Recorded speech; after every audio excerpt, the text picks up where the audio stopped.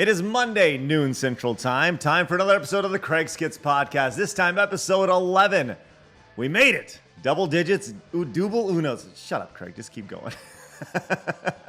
This time with James and Elyse Willems of Funhouse. James and Elyse, man, I'll tell you what. These are two of my favorite people in the video game industry. I love them so much. They could be gaming's power couple. They just choose not to be. They're too kind, too funny, too pure. They are everything that is right about the video game industry and nothing that it shouldn't be. It is so great. I love these guys so much, and I could talk for them for days, as you can tell with most of my guests. Look, before we get to that, I want to let you know this episode is brought to you by you over on patreon.com/CraigSkitz. No sponsors for this show, only you keeping this thing afloat. There's a link in the description. I encourage you to go check it out, patreon.com/CraigSkitz. If you've watched 1, 2, 4, 5 episodes, if this is part of your weekly regimen, please consider going over there and give it a support. I would love to make this show daily. If just 1/10 of the people who watched or listened to this show became patrons, this show could be every single day. I would love to make that happen. Patreon.com/CraigSkitz. All right, let's do this thing. Episode 11, James and Elyse Willems. Oh, they're the best. Hello, guys. Hey, Craig. It's great to see you. How are you? Good to see you. There's a running gag. I had Nathan Barnett on a few weeks ago, and someone told me that I'm not allowed to say, hey, person who's on the podcast, because it's too much like Joe Rogan, because he starts his podcast like by welcoming somebody by saying hello to them.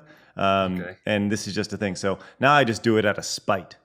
So. Oh yeah. I mean, he can't corner the market on saying hey and then someone's name. That's Wait, it's ridiculous. You could always add a different like what's up?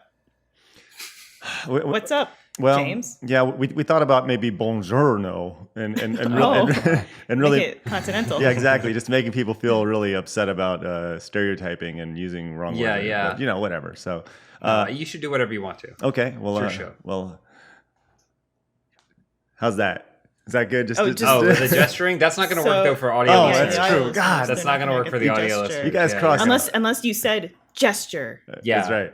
Like hands. Gesture. Elyse and James.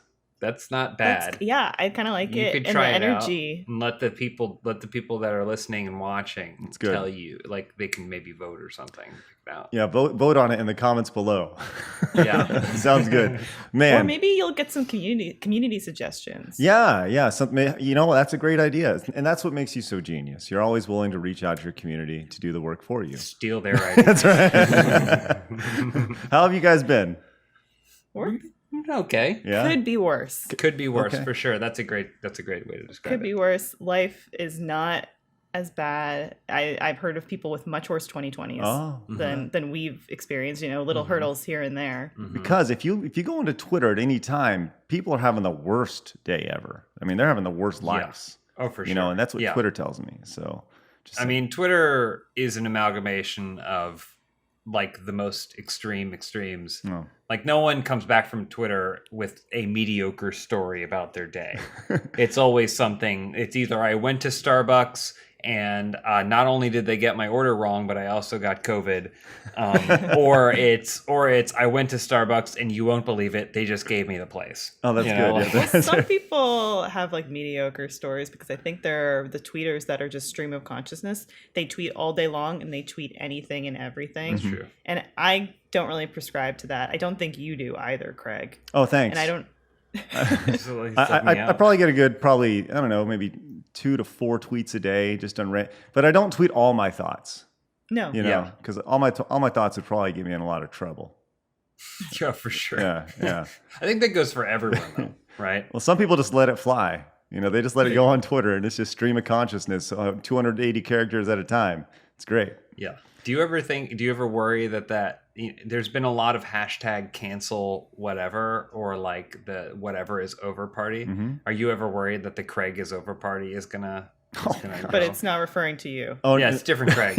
No. Well, listen, no joke. There have been several times where, like, look, the world has changed a lot in the last decade or so, right? It's not acceptable to be mean to people anymore, even though everybody is mean to everybody all the time, right? This is just a thing, and you can't have opinions that don't agree with other people's opinions and stuff. Everyone thinks the same thing, you know. So I look back at some of like the Screw Attack content from like 2006, 2007, 2008, and I'll watch it now, and I'm like, that was released today. I'd probably have an evil, angry mob coming after me. You know, it's just kind of one of those things. So, and people have been canceled for saying things in like 1974. So, you know, like this is only 12 years ago or so. So, you know, dead people are getting canceled. Yeah, it's crazy. There have legit been dead people get canceled, which is fascinating. Yeah. So, yeah. Positive note, that retro Walt Disney World shirt is Dude, fire. Right? Are you kidding me? Oh man. Speaking of I canceled, love that. I have a canceled similar after shirt. their demise, Walt Disney. Oh man, you hear about that Mulan? Golly, I'll tell you what, it's crazy stories. Seen it. Neither have I. Have you seen it? No, No. I'm not. No, it's horrible. No, I don't want to see the remake of a great cartoon. Like what? It's like, come on, that's like the thing about Disney is they're going back and they're remaking all their classics and it's like, why? You know? Yeah, it's like if they remade The Black Cauldron and it's like, hey, it was perfect as it was. Don't touch it. Why have they? Disney has just swept Black Cauldron under the rug, and I think it's not fair. I don't even know what is Black Cauldron. Please tell me. I'm clearly not that big of a Disney fan. It was like the one that signaled the demise. It was, so you know how there was Disney animation lasted for decades. It was the pride of Disney. The golden age of Disney animation. The golden age, but then it kind of just like it petered out. It petered out. Your Fox and your Hounds. Oh, like the 70s, 70s. Yeah, Oliver and Company. Early 80s, yeah. And Black Cauldron, which was supposed to be a big fantasy epic, but like, I mean, if you watch it, a lot of money went into it, and it didn't make any money back. It's okay. It's not terrible. It's just very dark. It's just very dark. It's probably darker than they should have. It feels like Don Bluth. Yeah. More than it feels like it was Disney. This weird death rattle, and then it kind of like signified sort of the end of Disney animation until the Renaissance, the Howard Ashman Renaissance. Like Little Mermaid and stuff. Yeah. And then that's when it turned back up again. Are you guys big Disney fans? I appreciate. I mean, I guess I don't know that I'm like a Disney file. Like there's people that are like hardcore Disney, but I guess I grew up with it, so it's kind of an unavoidable part of my personality type. Have y'all been to Disney World? She's been to Disney World once. I went for the first time last year. Really? Yeah. Oh, what'd you think?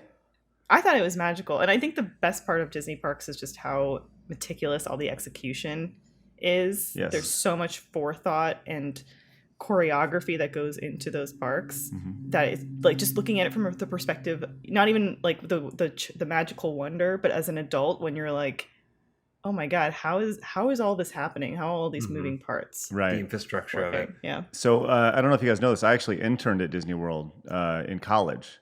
I didn't know that. Yeah. So I interned and I pretty much sold Mickey ears and T-shirts, right? But the one thing about Disney World proper that really fascinated me was how they trained everybody. I mean, I worked there for probably 3 months over the summer, but I was trained for almost 3 weeks of that 10 weeks. So it was all about everything they taught you was how to count back money the right way, how to point the right way. I'm sure you guys heard of like the Disney point. No, I don't think so. What is it? Is it like this, so that way you're not actually sending any fingers at anyone? So just go that way. No, just throwing your nub around. No. So the idea behind a Disney point is either with 2 fingers or a whole hand, because if you point with 1 finger, it can look like you're scalding somebody. Right. Oh. So it's like little things like that. So a lot of times when you see something, so it's right down this way or it's right down this way. And that I always appreciated, like little things like that. And just like those finite details. It's fascinating. Right. And there's this, that's what people I think are truly fascinated about the parks in general. I mean, Disney as a company has become so much larger than the parks, but when I think there's people who are fans of, like, when they say I'm a fan of Disney, I think they speak generally of the parks and the movies, not so much the mega global corporation, right? That owns ESPN and everywhere else, right? Yeah. With the synergistic efforts and stuff. But there's so much that goes on there. Actually, so I went probably, I don't know, maybe 6 weeks ago. It was like right at the height of the pandemic, right? It was awesome. So we went, and, dude, trust me, my family and I did a road trip. We went from Dallas to Florida, and it took like 3 days to get there. And when we got to Disney World, like it was totally different, right? Obviously, in that, you know, you can't just like walk around and, hey, how's it going? And you can't like hug the characters, and everyone's got their face masks on and stuff. But there were like no lines, and you can go on anything as much as you want. It was it was really nice when it comes to that stuff. Well, now were the characters wearing face masks too? No. So I thought maybe like in a joking way they'd be like, "There's Goofy, and he's got his face mask on." Walt rolling over in his icy grave. right. Yeah. So there were actually they had these they were doing things to avoid people congregating in a single space. So they didn't have fireworks. They didn't have scheduled parades like they usually do. And they just have these like little mini parades where out of nowhere, one of the characters will come around in a car or something, and you're not allowed to get close to them because number one, they're in a car. Number two, you know, it's the whole idea is like they don't want you to be close because you're social distancing and stuff, but they still point and wave at you because there's like nobody there. And so, you know, but there are the dancers and stuff. They don't have any masks on, so you can actually see them smile and all that stuff. And it's hokey, it's corny, but it's ridiculoely fun. Did they take your temperature like at the gate? Yeah. You walk in, you get the forehead thing, and that's always kind of unstable because you're out there in the sun like all day, and then the next day you go and you have a sunburn and your temperature's up a little higher, you know. So but I don't suggest. Like, it's good to go once during a global pandemic. I don't suggest going back again. That's your Yelp review. Right. Given the opportunity. I don't think I would go back, man. Okay, well, I'll tell you what. I want to talk about y'all's careers and stuff and all that. But first, a lot of people, one of my most frequent requests for guests outside of you guys on this, which I'm so glad you guys are here, is anybody that I worked with in the past, specifically Brandon Jones. And Elyse, obviously, you have a history with game trailers and all that stuff. So I wanted to kind of start there. Can we I don't know how often you talk about your time at game trailers, but I would love for you to share your time, just your overall thoughts about your time at GT, and then sure. And then when you decided to jump ship. It was a great time, like that I look back at very fondly, and I look back at with gratitude, because I definitely wouldn't be doing what I'm doing now if I didn't get to work at game trailers. And I started there on GTTV with Jeff Keighley, which was the TV show, and I was a production assistant on that. And so, you know, we were making a 30-minute TV show, which was like pretty surreal for me, and got a lot of really, really cool opportunities to go to game dev offices and meet people in the industry. And then, you know, as TV shows that have been on for however, I think we did like 7 seasons of it, you know, it got canceled. But fortunately I was able to pivot over to the website. And so I was working then for GameTrailers.com and kind of worked my way up producing content for that website, whether it was like original shows or podcasts or previews, that sort of stuff. And yeah, we game trailers, it's like it was an unfortunate thing where like the website sort of like kind of ran its life, because the original intent was like, this will be a site for gaming news. It's called Game Trailers, so you know the original intent was to post trailers on it, which was a brilliant concept in I think like 2002 when Brandon established it. Like nobody was doing that. And eventually, though, like viewership is declining because YouTube enabled publishers and developers to have their own platform. Like they could just control, okay, we're going to post our trailer here. And that's where people were going. And we eventually were sold to Defy Media and had like a good year-long run with Defy. But then, you know, Defy, obviously we learned in retrospect, clearly had their own stuff going on because they just shut down one day and didn't tell anybody they were going to and didn't pay anyone. However, that was the game trailers closure came before that. And it was the sort of thing where we did move offices. Like, I think like 2 weeks before I left, we moved offices, or 3 weeks before I left, we moved offices, and the office space that we went into, like the room that I was in, it had been a closet before. Like they had been keeping just like storage stuff in it. There was a prop in it. It was a very expensive prop, but it was a mummified corpse. And Ian and I were sort of laughing because we're like, what is this supposed to? They put us in a room where the thing that we walk in when we walk into the room is this $3,000 mummified corpse. Something seems off here. And like, to me, I was like, they're taking away our studio space. There's something that doesn't feel like right here.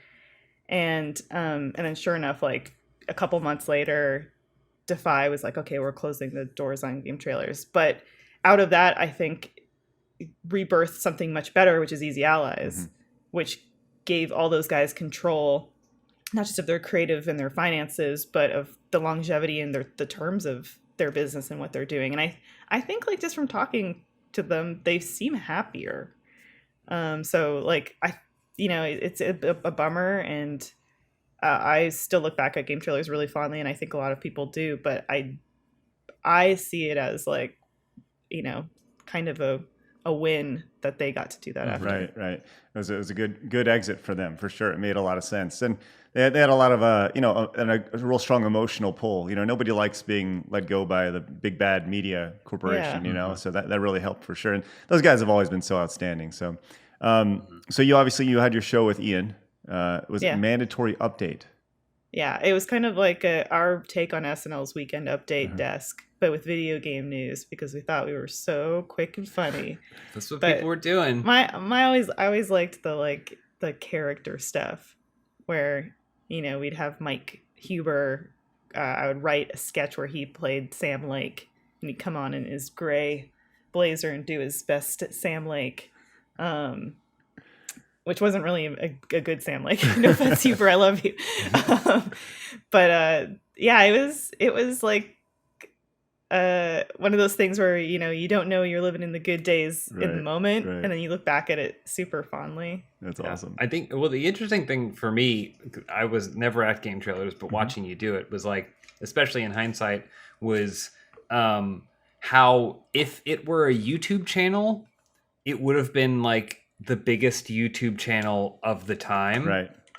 And like, I know there was like corporate politics that prevented that and stuff, which is like, it's hilarious to me, because it probably would have been at one point the biggest YouTube channel. It was doing things that YouTube was trying to get to 5-6 years beforehand. Yeah. And just content that was coming out of it, original content like Michael Damiani's Timeline series, and Brandon Jones, some of the best voiceover. If you want a little lullaby,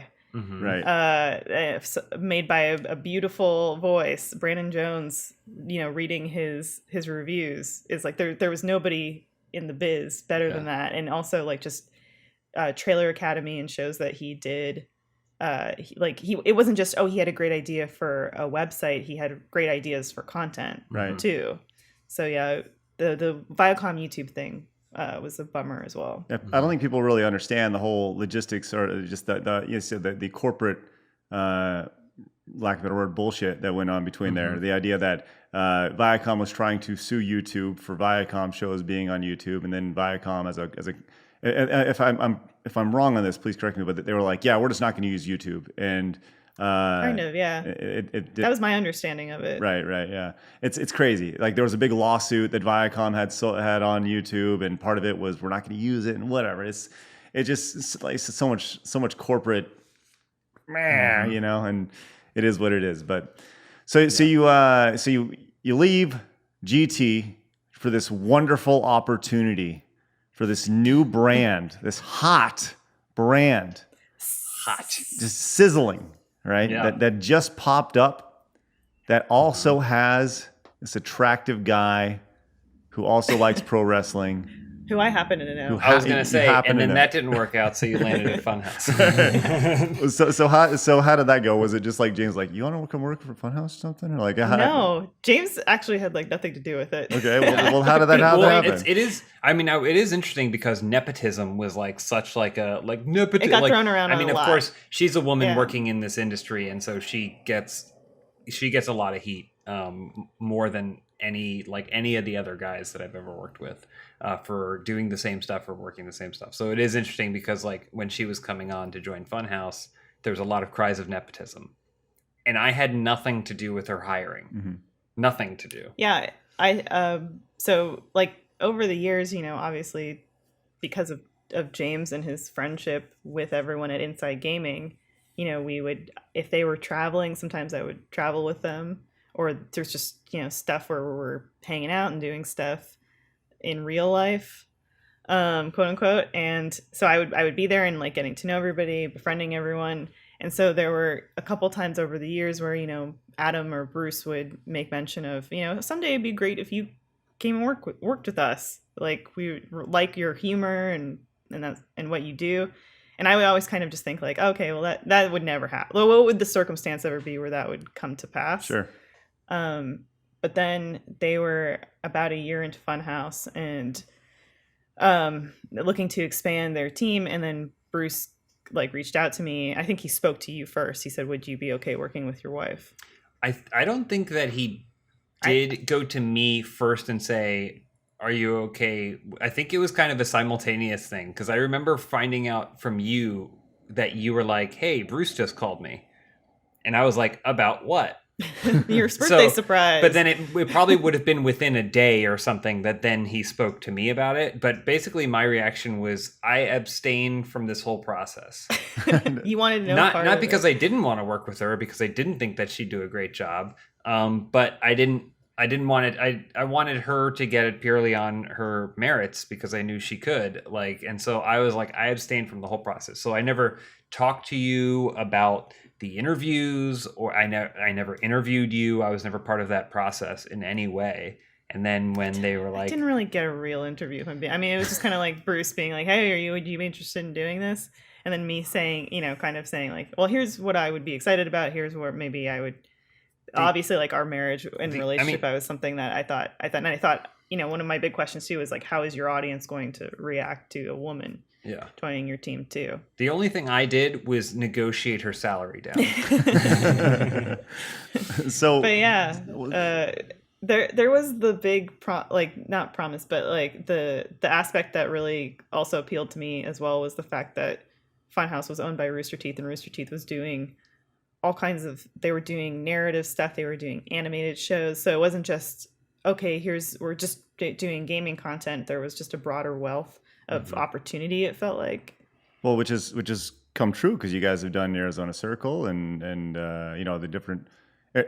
I'm sorry, it is Arizona Circle, correct? Yeah. Okay. We did a sketch show, and we did like an animated series that James helmed. I thought I nailed it, but you guys had blank faces when I said that, so I was like, oh shit, I said something wrong. I hear it mentioned. I was shocked that you knew it. Listen, if you don't know Arizona Circle, you're wrong. How's that? It is free to watch. A lot of people were like, well, I would have loved to watch and support Arizona Circle, except you got to become a first member. And I was like, it was free. It was free the whole time. Right.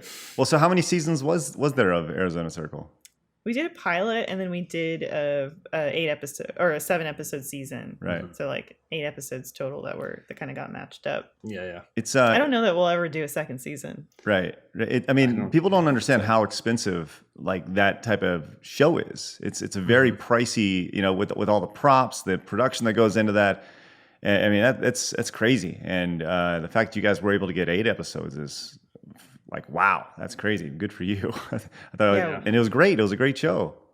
Thanks. Thank you. There was something like 300 different wardrobe choice. It broke the Rooster Teeth record for most we costume. Just had so many characters and stuff.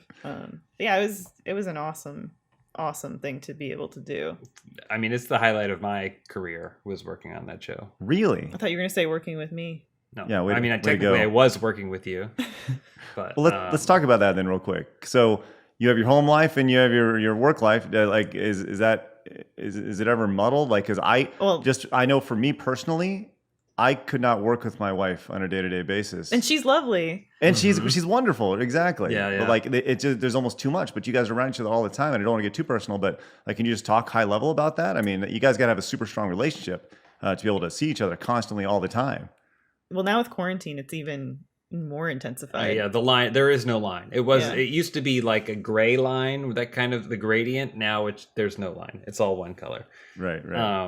I mean, for me, she's the best coworker I've ever had. So like, I mean, even if you like get rid of the whole like she being my wife thing, like please get rid of it. But like, even if you took that out of the equation, she's just an extremely competent producer. She's a really funny on-camera personality. She's very diligent and responsible. Like, she's the kind of coworker you would just want to have in general, right? Because a good coworker makes your work life easier. And so there's that aspect, which is really good. So I don't ever feel like we came home from a work day where I'm like, I can't believe you really dropped the ball on whatever happened, because that would drive me crazy. But I don't have those experiences.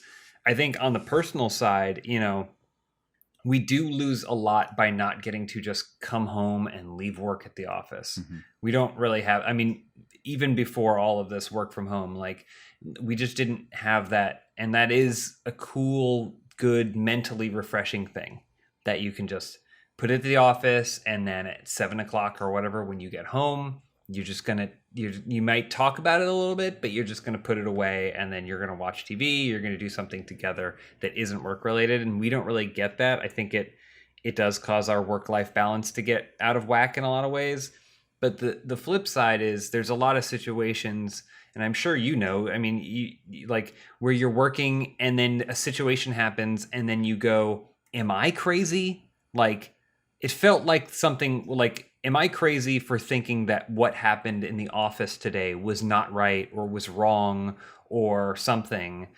And the good thing is with us, I think we have a kind of secondary barometer where we can, at the end of the day, go like, I can turn to her and go, am I crazy for thinking however that situation was handled was not okay or was not right or could have been better or was great or like any of those things? Yeah, and I think we have like a healthy enough relationship where if like one of us didn't think the other, like if you thought that I was not in the right, like you'll tell me. Yeah, and we'd be honest with each other, but it allowed us to go like, it's like a cheat sheet for the end of the day, because most of the time you only have one perspective on your work life. That's great. And so we kind of have like 1.5 perspectives where I can ask her, was I wrong to do like this?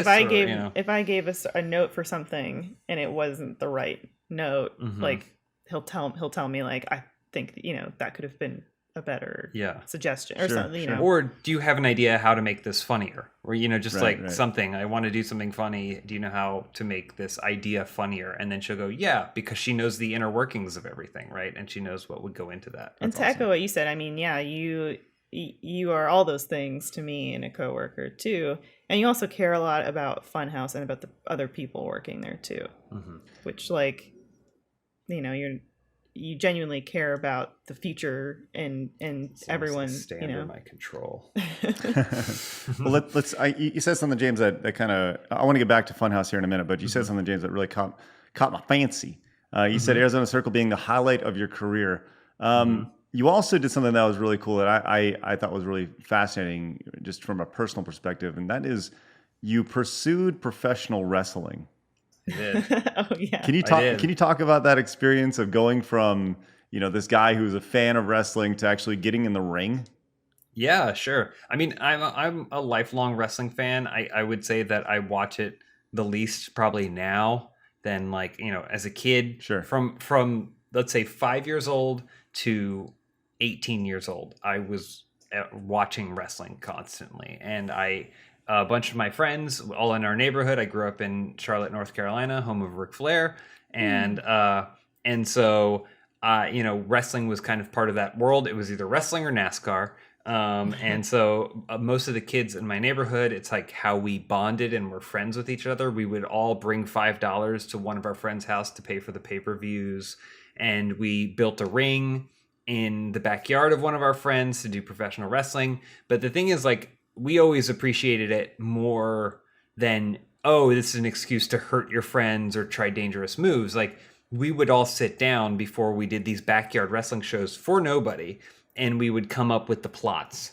What's going to happen in this one? No one cared if they won or lost because they all knew it was part of the performance of the show, right? So there was like no ego. And it was like a really cool creative thing that I did as a kid. And I always loved that aspect of wrestling. I'm also like I love fitness. And so it was like a merger of theater and drama plus health and fitness. It's like what professional wrestling is in a lot of ways. And so I always appreciated that. At what age did you realize it was performance? Pretty early on, to be honest with you. Like, because I used to watch it with my dad, and he would get really into it, but he also was never the kind of wrestling fan he was never a mark, like he was never thought they were actually hated each other. Mm-hmm. He understood how it worked, and he would explain that to me. And I think that made me appreciate it even more. Like I don't watch a movie and go, wait a minute, they're not coming up with the lines on the fly. Did right? Kids ever try to argue with you that it was real? Because I had some kids at school that were like insistent, like, no, it's real. And sure. Yeah. Well, it'd be like, well, then why did he hit him with a chair? Like, and I'm like, because that's just another part of the plotting. Like, right. But so I always kind of knew about what it was and how it worked. Not the intricate details of how it worked. And finding that out was like the difference between appreciating a car and actually learning the parts of an engine. Mm-hmm. So I always kind of had this background love. And even as like in my teens, I remember saying to my parents, I was like, I think I might want to be a professional wrestler. And which they basically did with all of the careers that I brought to them, like a dog bringing a dead bird to the doorstep. They were like, well, we'll look and see if there's some schools. Like Chief Wahoo McDaniels has a school out in Greenville that maybe, we can sign you up over the summer. They didn't want to send you Stu Hart's dungeon? No, they were going to send me to Canada. But they were like, there is and so they like investigated that, and it actually kind of made it feel like, oh, this is a possibility. But yeah, so I kind of just had to move on with my life, went to college, and followed a career. And you wrestled in high school. I did. I wrestled collegiate style in high school. Mm-hmm. So, but I was like, I understood the difference. That was more like I'm a wrestler, but I'm not. I didn't have any pretense. Professional. Yeah, I didn't have any, yes. Yeah. not paid. But I always kind of had it in the back of my head. I was like, oh, I always appreciate it. And every couple of years, I would get back into it. Like, if I had cable, I would be like, I'm going to watch Raw. Or, when it started appearing on Hulu, or when I had moved out to LA and it's on Hulu, I'm in my 20s. I'm like, sure, I'll put it on. I'd always catch back and always appreciate it and always sing its praises. Because there was still a lot of people that didn't get it and didn't understand it and thought it was this different kind of thing. And I was like, it's art. And so fast forward to working at Rooster Teeth, they started experimenting with the idea of doing documentaries, and kind of the first one was the disconnected one, right? Mm-hmm. It's Barbara and Blaine, undergoing a week without technology. Yeah, so it started I guess the first one technically was Let's Play Live, but then it was like, oh well, we can broaden this out. Yeah, like it feels like a reality television show. So let's come up with a concept and we'll do that. And so they did one with Barbara and Blaine. And then the second one was Bernie and Gavin going to India to talk about like meditation and ASMR and stuff like that. And it became a running gag in the Funhouse office that, this is just a wish fulfillment. If you have a dream. Sure.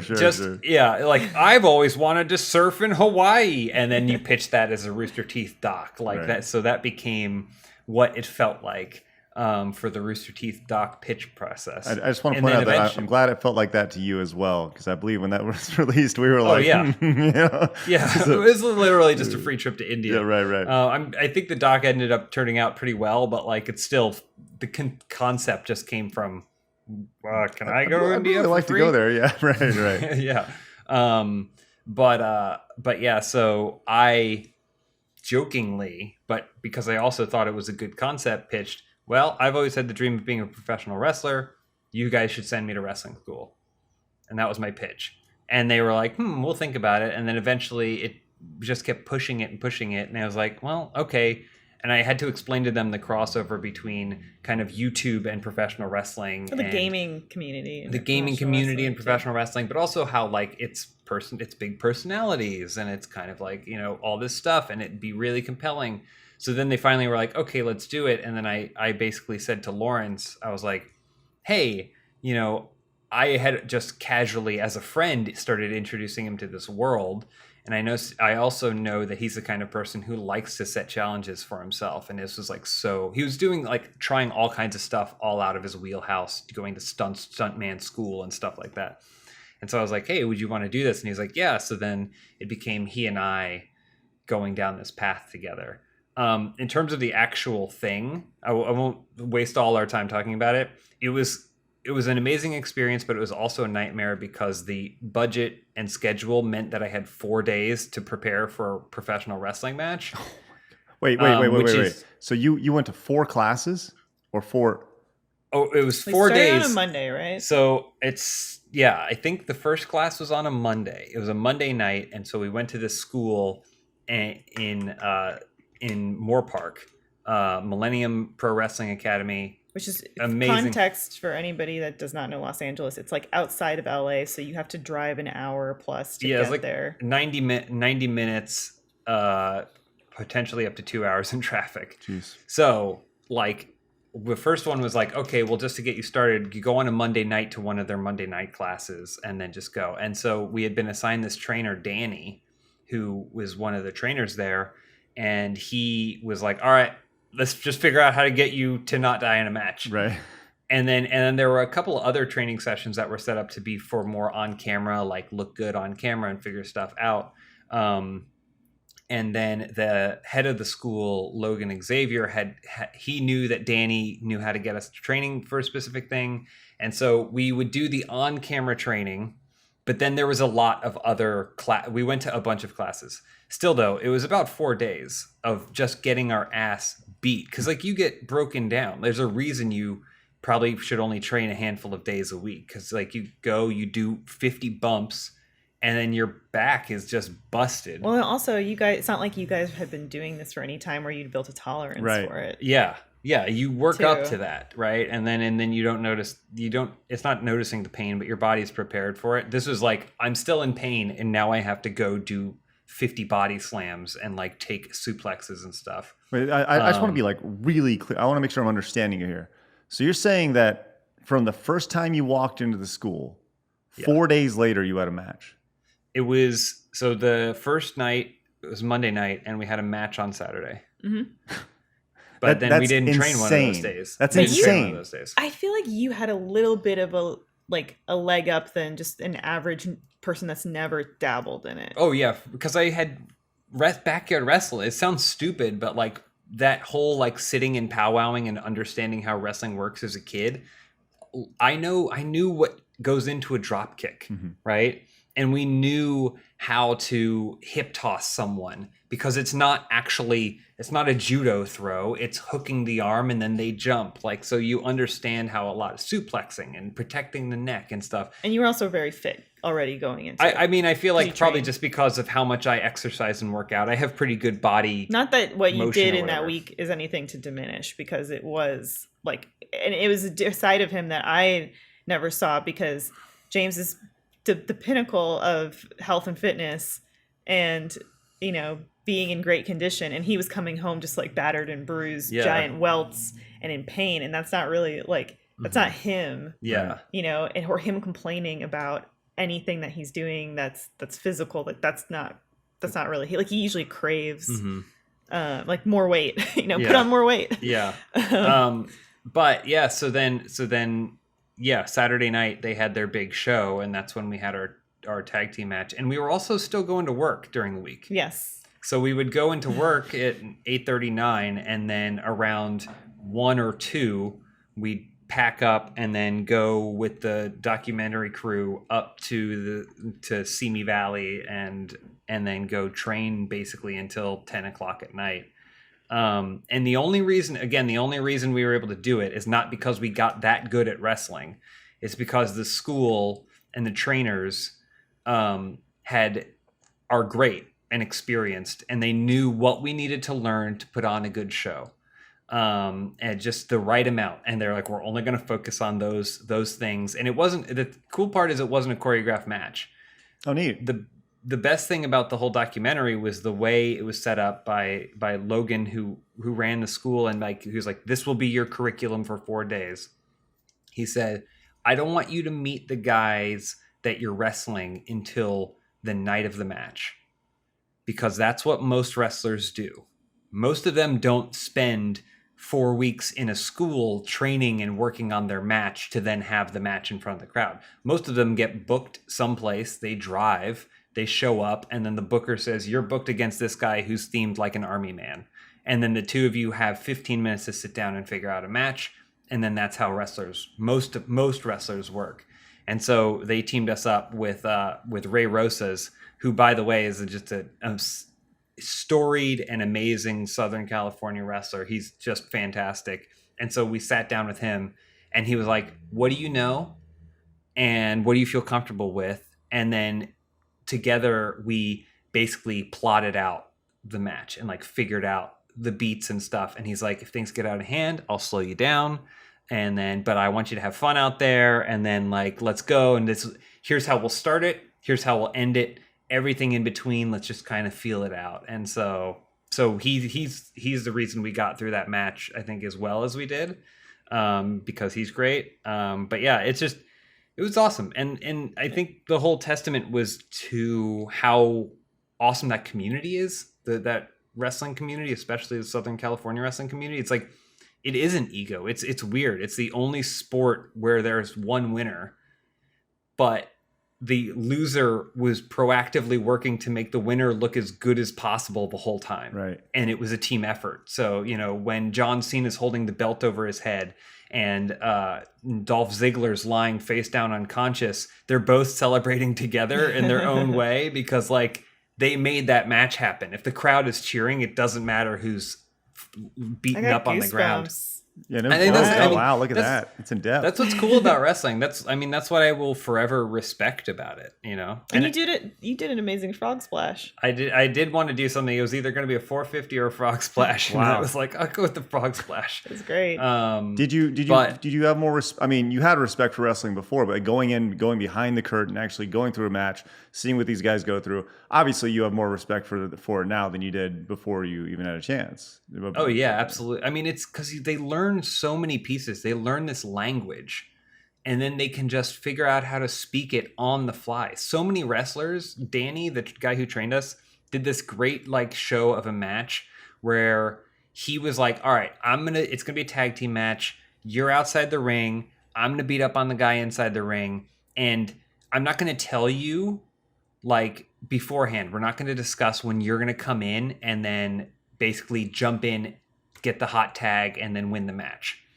Just see if you can figure it out based off what's going on. So he's the bad guy, and he's beating up on my tag team partner, takes him to the other side of the ring, and he comes over to me, and he gets yelling in my face, and then just you see a subtle gesture. He's like in the middle of yelling. If you're watching in the crowd, you'd never see it. Really? But he gets right in my face, and he's like just this gesture, and I was like, oh, that's it. Like, that's the moment. And then, of course, then I jump in there and I get him, and then the whole match turns and we end, and he was like, you got it. You caught it. Like, but it's these non-verbal things, and that's how these matches go. Like, it's crazy. It's funny. I talked to Austin Creed, Xavier Woods from WWE. Mm-hmm. I had him on the podcast, and he mentioned the same thing. He used the exact same terminology. It's a language. Mm-hmm. It's a language that you learn, a language that you speak in the ring without ever saying a word sometimes, which is fascinating to hear. As somebody who I'm like you, I grew up with wrestling. Pretty much from my late teens to. I kind of fell out of it the last few years, but at the same time, I still appreciate what wrestling is. And some of the absurdity attached to it as well. I've always, I never wanted to take any bumps, but I always wanted to be I always wanted to be a bad guy, like a manager. Yeah. Like, you would be a great, like Mr. Fuji. Hype man, Mr. Fuji, like Jimmy Hart sort of thing. I guess I can annoy the hell out of you, which is great. It's funny because remember we did Tuesday Night Game Fights, another short-lived show at Rooster Teeth, where and we try to be the bad guys like of that show. And it was fascinating because I actually called Xavier or Austin, and after the first episode, I was like, "Look, we want to be the bad guys on this show."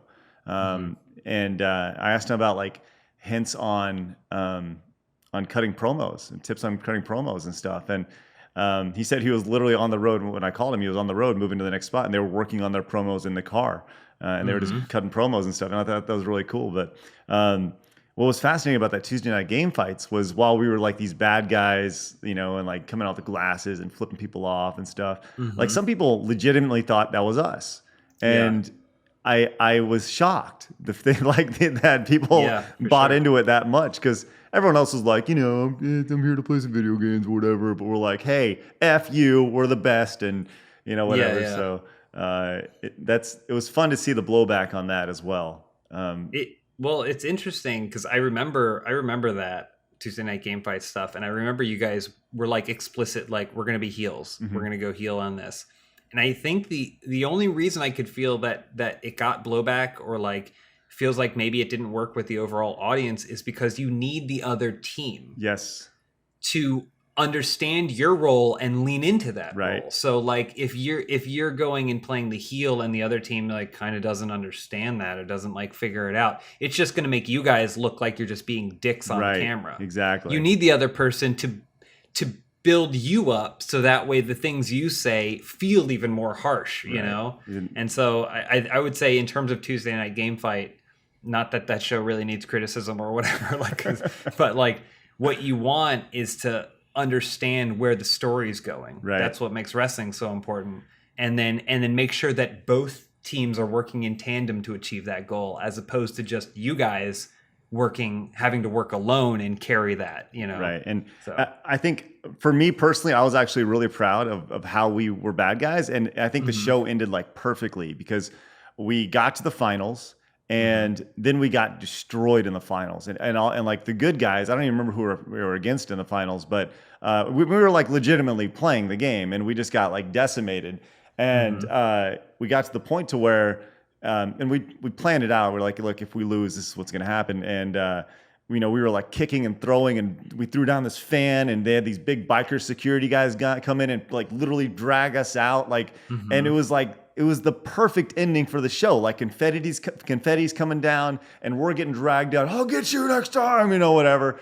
And the champions are the good guys are winning, and it's like the great way to finish it, you know. That's how it should feel. Right. And I was always like really proud of that, and I think I was the only one. Man, that's funny to think about. It's as you're talking about like wrestling and the lack of choreography, it made me think of the ballet sketch for Arizona Circle. Oh yeah, I did this ballet sketch where I had written in that, you know, ballet dancers would be in the background of the action, and they would just be like dancing. And me not knowing anything about ballet, but knowing more about professional wrestling, not even thinking in that mindset, but not knowing anything about ballet, I was like, okay, yeah, so the dancers will just dance and they'll just do their thing. And then I was very, politely told by a ballet dancer, that's not how it works at all. Like ballet dancers don't just improvise dance. You have to choreograph the whole thing. So then I like helped them they were basically like, we could do this and we could do this. And I was like, okay, that's great. But it's funny how like professional wrestling, not choreographed, duo ballet dancing, heavily choreographed. Yeah, the one where you might land on you're way more likely to land on your head. They're like, neck. We'll figure it out. We'll just do it. We'll do it live. That's awesome. Do you guys, so we've talked a little bit about like your past, talked about like your current status. I'll tell you, I would love to hear, I wanted to kind of circle back on Funhouse. I want to talk about the future, but more I want to talk about like right now, right? Funhouse has kind of gone through some obvious changes between, with people. Shut up, phone. With people, we've had Bruce leave, Lawrence has left, and it's kind of gone through this transition where, people's responsibilities, I'm guessing, have shifted. And so, can you guys talk about that a little bit? Kind of the transition between, some of the first guys leaving and where we're at now. Sure. Yeah. I mean, so when Funhouse formed, it was kind of like Bruce was the head of the snake. So Bruce was like, I will hold the information of how to run this operation. I just want you guys to like really be creative and be funny, basically be funny, and like let's all try and make funny videos. And so he carried a lot of that for a really long time. And then so when he left, we kind of like parsed out some of those responsibilities. We made a more conscious effort to divide those responsibilities, because I think it is hard having like being like, all right, now I need to be really creative. All right, now I need to focus pure on operational stuff. So as it stands, Omar works most closely with the operational stuff. He like manages the channel and the people working there and stuff like that. And then Elyse, Adam, and I share creative director responsibilities. So it's kind of our job to conceive of new ideas. Every single time the sales thing comes in, how do we make it not just an ad? Like, and navigate the creative realm. It's like producing content of Funhouse, and then just make sure there's enough ideas that we are putting up a video every single day. But it's Funhouse, and it's a YouTube channel, and it's its own monster. So we make thumbnails, and we we'll cut promos, and like it's just there's just so much stuff where you're not just I only touch the high level stuff. You're like, I'm still in the shit doing also in everything. Just the grander Rooster Teeth ecosystem. We also do a lot of creative stuff for the company at large, right? So like contributing ideas and giving feedback on other teams' ideas and vice versa. Working with other departments on broad company initiatives, getting pulled into other departments' content and stuff like that. So I mean, I think the big thing that changed was we tried to create more of a structure like to how Funhouse worked, because for the longest time it was just kind of like making a bunch of stuff. Everyone's just making a bunch of stuff. And then we also had to adapt a lot because YouTube changed its policies on what they're going to allow to be monetized and what they think is okay and everything like that. If a thumb is too close up in a video, they think it's nudity. Yeah. And then you're like, it's not. And they're like, well, it's still a naked thumb. And so you still have to, a lot of that was navigating that. I mean, we used it as an opportunity, I think, to try new things. So we started experimenting with new formats. We did things that weren't just gameplay commentary, eye tracking videos, and No Idea IKEA was this show we did earlier this year that was like something that I had pitched 2 year and a half, 2 years before we ever made it. And it was just like, well, how are we supposed to make this? We don't have the time, kind of thing. So making time for those different ideas. I mean, since the work from home stuff happened, though, it's like that has been definitely a game changer, because we just can't. The bread and butter is being able to have that conversation, that real-time conversation that you can really riff be in on a room with with people. Somebody and riff back and forth and have the energy that way. It's tough to not be able to do that. Like, there are certain jokes and stuff that just don't land when you're making them at someone over Discord. Right. Yeah. Like that's painfully obvious sometimes in content now. And like there's not much we can do in a global pandemic. Yeah. I mean, we can't go into the office is the truth of it. Is like we can't do anything to create less lag or change the fact that Elyse and I record back to back. So we'll do something where we're recording on separate computers back to back, and then every time she's going to talk, I have to mute myself so there's no echo. And so it's like adding these factors into also trying to think on your feet and be comedically relevant. And when it's orange outside and like the world feels like it's on fire. When there's a lot going wrong, still being able to play games and make jokes and be creative. Yeah. I'm grateful for it. But it every day is a new problem to solve is kind of where things have sort of landed right now. So do you guys feel good about where Funhouse is at right now? Well, it's again the pandemic. Sure. The pandemic. It's like I think that like the attitude is good there. Yeah. And the want to like try new things and be creative. Well, I mean, vibe. Sorry, yeah, like, but you said it, your bread and butter was being next to each other, being able to feel that energy and stuff, and that's really hard. Like with Game Attack, we struggle with that as well because a lot of our game when we streamed, it was a lot of us were sitting on the couch together, and how do we replicate this? You know, and one thing we literally did was we would green screen us onto a couch next to each other, and kind of give that illusion that we're sitting, but you still don't have the same energy, you know. It's still, for sure. You know, you're still not sitting them feeling their energy, you know, and all that. It's a lot, man. So it's tough. There is some interesting stuff where it has forced us to be creative in new ways. So we did a series, Co-op Adventures, where we were basically playing weird modded versions of like Counter-Strike and Left 4 Dead and Fortnite and like these different weird mods, and we'd have a guest on every single week. And that was like the initial pitch that I came up with. But then when I watched it, I was like, this isn't enough. It needs something else. So then I sat down with John Smith. It's one of our producers. Yeah. Generic name. So, I love it. Yeah, he's real. Okay. And basically said, we need to do fun intros. We need something else that gives people a reason to watch this than just the main part of this show. And so we filmed ourselves on green screens doing all kinds of activities that you can't possibly do in a pandemic, like going rock climbing and stuff. And so it's Adam and I, but it's all we have to film. We don't have big studios, is basically from the middle of our waist kind of up. And so everything else he'd fill in with Photoshop animations and all kinds of stuff. And so every single week we'd come in and go, all right, we're at the Olympics. Imagine we're at the Olympics. And so I'm going to be doing the dive, and then we'd film all these things and do really creative stuff. We've also done like game shows. We've figured out how to do Family Feud and like different fun game show programs that we're all like I'm controlling from a laptop on the side while I'm also like talking with the guests. We've done a completely green screen talk show.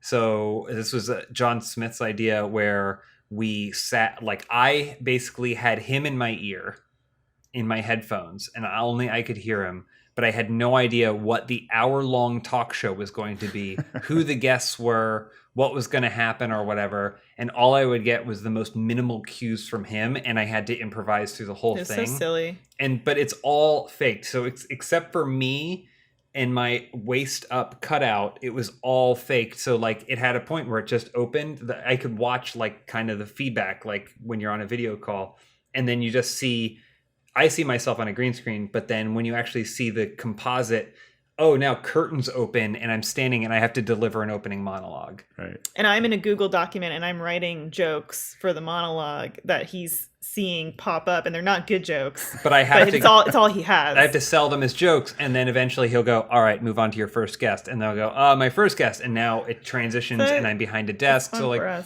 there are some really fun, our behind the scenes things. Videos are not just like behind the scenes at the office, because everybody's spread out wherever they are. So like one of our like editor producers, Ryan, he was like he went to stay with his family in Tennessee back home.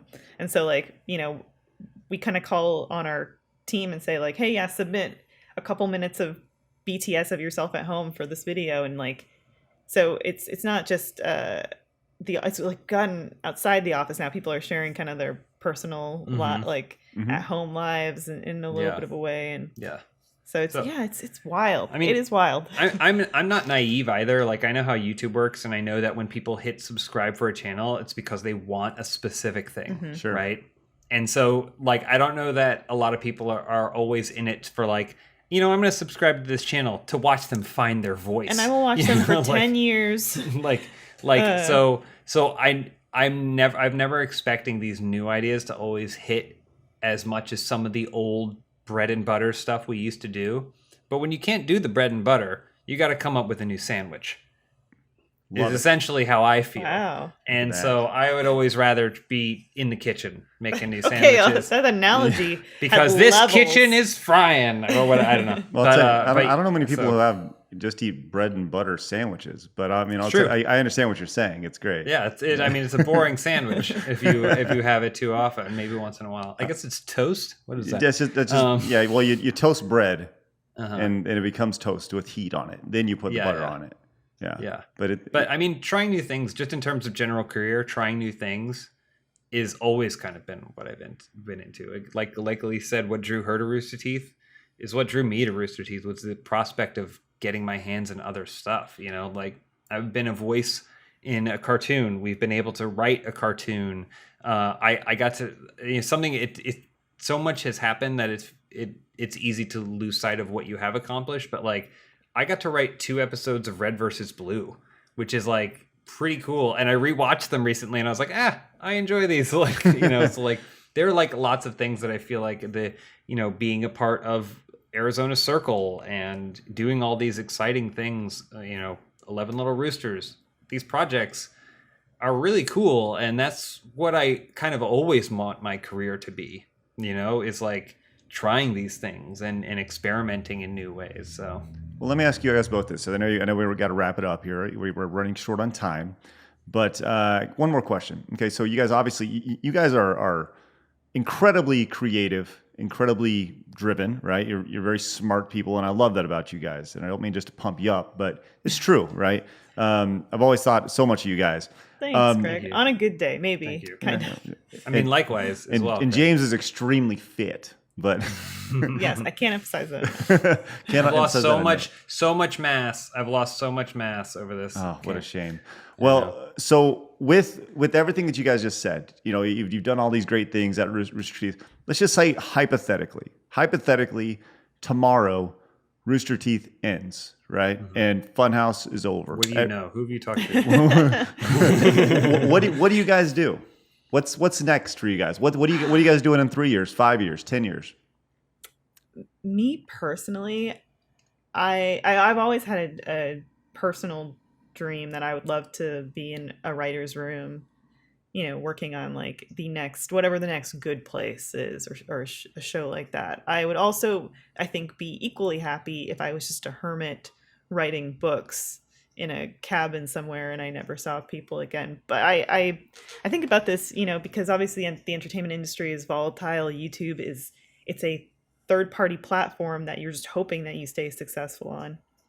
And you can be stressed and you can think like, well, what if this ends and then I don't have anything to do? But a friend of mine once said to me, I get into these positions where like I need a job, or I'm not really sure where I'm getting my next paycheck. And I just kind of try to be grateful and hope that the universe provides. And that's a very kind of like hippie sort of perspective to have.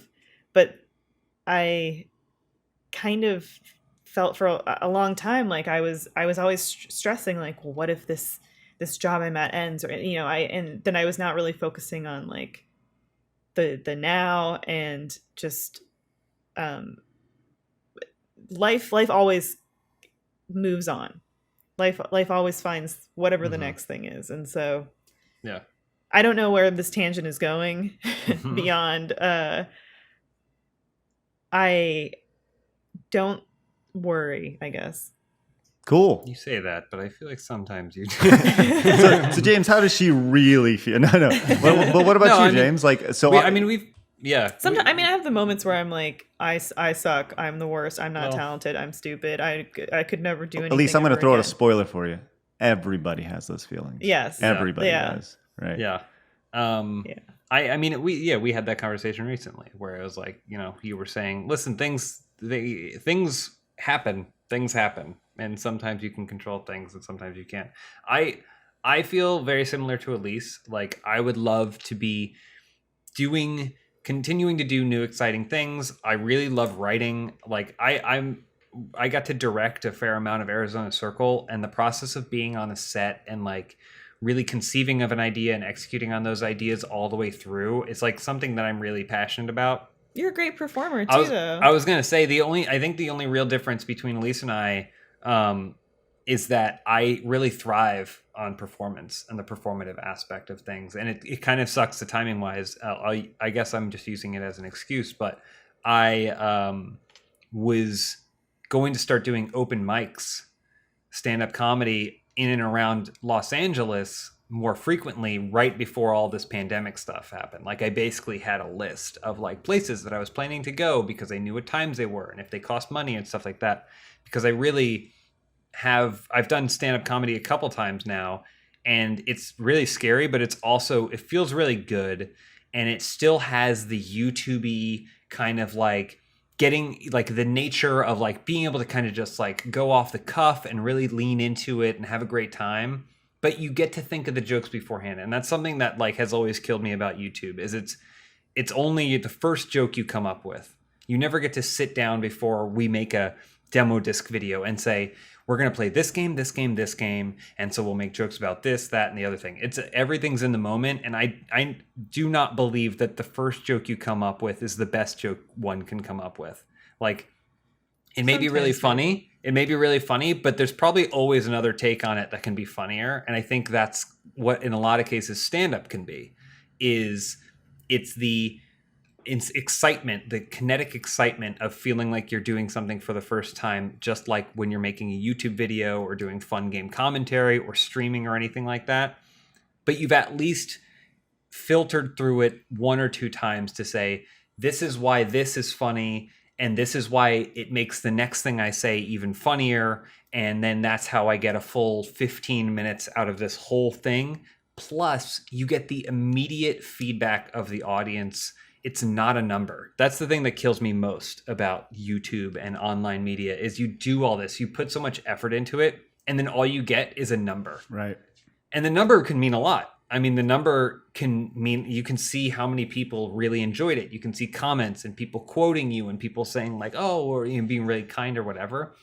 But when you hear people laugh and they're in it with you and you're laughing with them, it's a completely different experience. Right. And so I would love to continue performing because I really thrive on that aspect of things while also just finding out an excuse, finding out a way for some company to let me be creative for them, and that. So I don't know, but if that was what I would try and do, I'd try and figure out how to keep doing comedy. Ask us again in 2 years, because I feel like my opinion of how I feel in my career and what I want to do changes.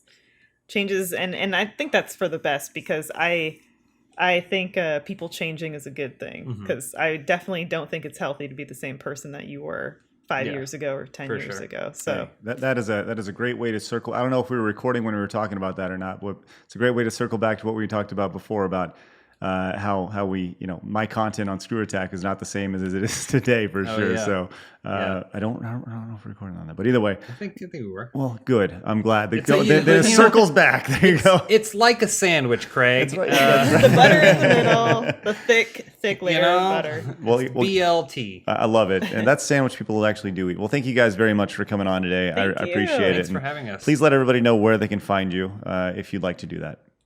Yeah. You can find us on Twitter. Social Elyse Willems, James Willems. I have an Instagram which has no pictures of my feet called James Willems Feet. Well, mostly no pictures of my feet. And then I have an Instagram which is just pictures of my feet, which is James.Willems. Because I'm an asshole, I guess. But then you can also... It's so funny, dude. It's so funny. That's so funny. You could also see the content we make for our jobs on a daily basis at youtube.com/funhouse. Or Rooster Teeth. Or roosterteeth.com. And then if you want to find us, I guess, on a more After Dark intimate level or whatever, there's youtube.com/James Willems stuff, where we do things like trivia night, and then I've been playing Street Fighter. You'll appreciate this. I'm playing Craig's eyebrows.